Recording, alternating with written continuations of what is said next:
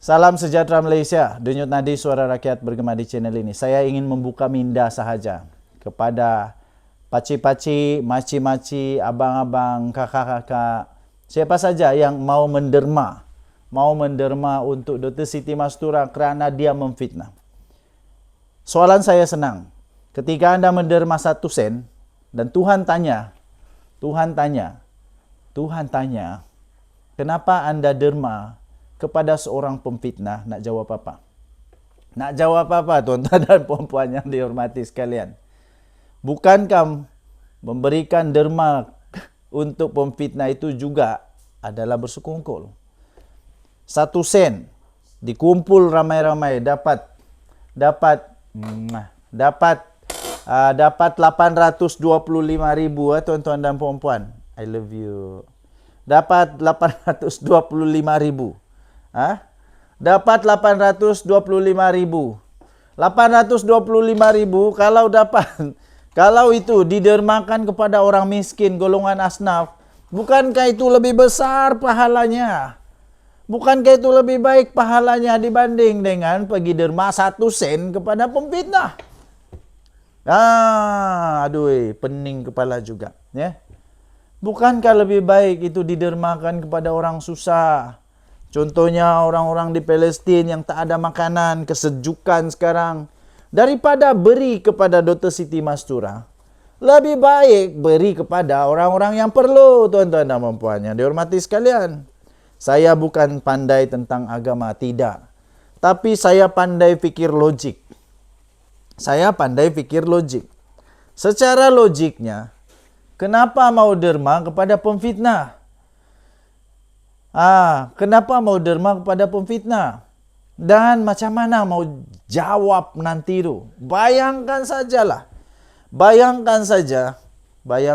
hari ini kita tak sempat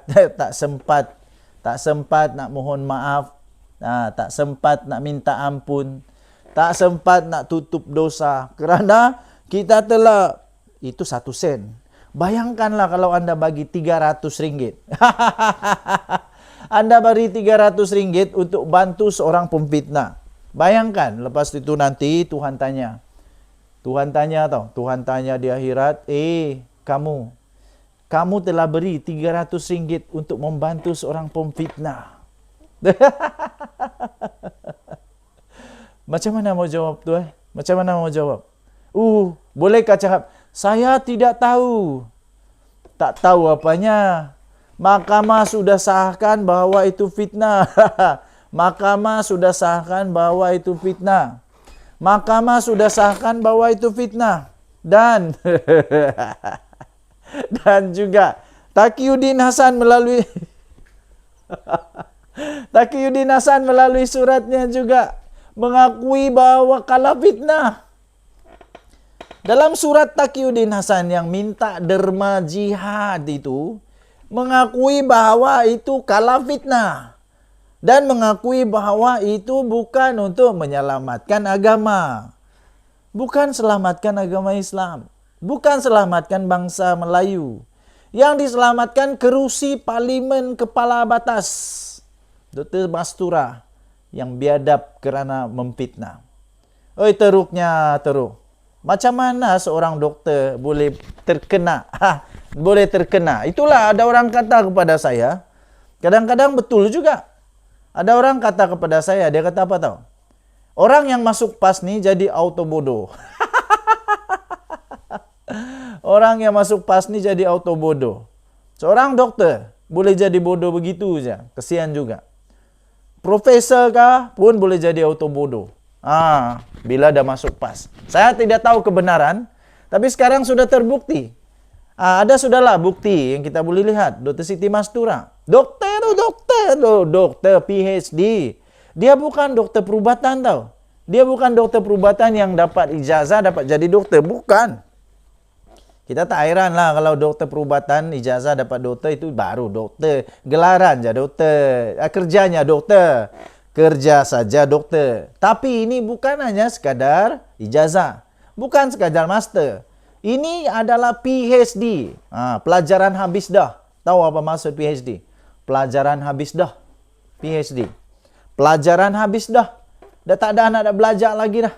Tapi boleh-boleh dia jadi babal. Boleh-boleh juga Dr. Siti Mastura ni tiba-tiba jadi auto bodoh. Sekarang ini kalau dia masih bijak, kalaulah ada sisa-sisa kebijaksanaan Dr. Siti Mastura, dia akan menolak derma jihad ini. Dia akan menolak derma jihad ini dan dia akan sanggup untuk letak jawatan. Dia akan sanggup untuk letak jawatan. Dia akan sanggup untuk lepaskan. Dia akan sanggup untuk lepaskan kepala batas. Dia akan sanggup untuk bebaskan PAS daripada masalah yang terpaksa kutip-kutip derma jihad kerana tindakan bodoh Dr. Siti Mastura. Kalau ada sisa-sisa kebijaksanaan dia lagi lah. Kecuali lah Dr. Siti Mastura punya otak memang betul-betul sudah kena brainwash habis, sudah kena habis-habisan. Tak ada lagi kebijaksanaan sedikit pun tertinggal kepada Dr. Siti Mastura. Maka dengan itu dia akan gembira lah. Dia akan gembira dan dia akan kata, terima kasih wahai semua ahli PAS kerana membantu saya yang sudah memfitnah. Dia akan gembira pula. Dan selepas ini jangan-jangan kita takut saja. Lebih ramai pemfitnah akan mendapat motivasi untuk memfitnah.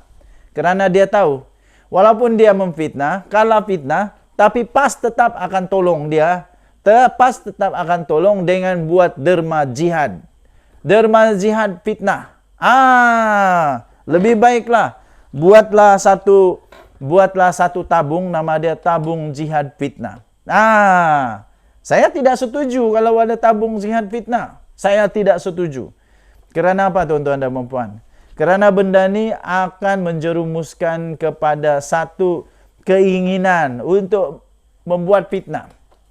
Fitnah dulu, fikir kemudian akibatnya. Mana boleh begitu? Lepas tu maci-maci, paci-paci, yang babal-babal, yang bodoh-bodoh, yang ikut saja, yang percaya saja. Mereka ni bila dah dengar, percaya terus. Walaupun kalah di kat mahkamah, tapi mereka tetap terus percaya. Inilah kesian dia tuan-tuan dan puan-puan.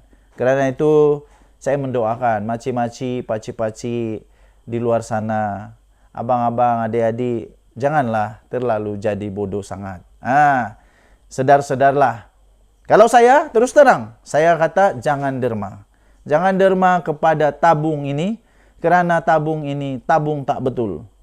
Mana boleh seorang pemfitnah diberi derma untuk melepaskan diri dari fitnah. Sepatutnya dia mesti dikenakan tindakan oleh PAS.